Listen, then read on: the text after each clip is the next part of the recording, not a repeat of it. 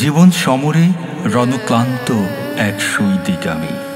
কোনো এক পরন্ত বিকেলে অংশুমালী যখন পশ্চিম দিগন্তে বিলীন হবার অপেক্ষায় রূপসজ্জার দর্পণে দেখেছিলাম নিজেকে আপাদমস্তক, স্বপ্ন ঘেরা আখের নিচে ঈষৎ ভাঁজ, মাথায় পাকা চুল, ইটচাপা ঘাসের মতো বিবর্ণ সারা শরীর।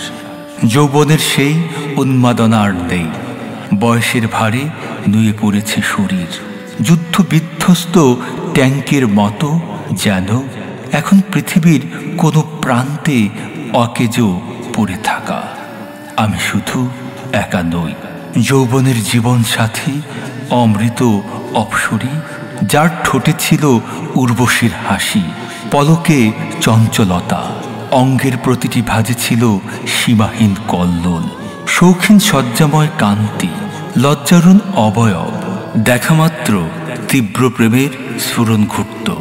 আজ তার হাসি মলিন, বাঁধানো দাঁত, চোখে চশমা, ঝলসানো ত্বক, তলপেটে মেদ, অঙ্গের ভাঁজ কুচকানো, টোল পড়া কপালে এখন একখণ্ড মাংসপিণ্ড ঝুলে আছে। ধরণী যেন অবজ্ঞা ভরে বলছে, তোদের আর প্রয়োজন নেই।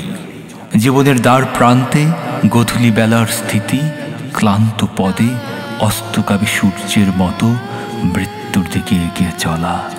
মৃত্যু যেন সব কিছু তছনছ করে দেবে।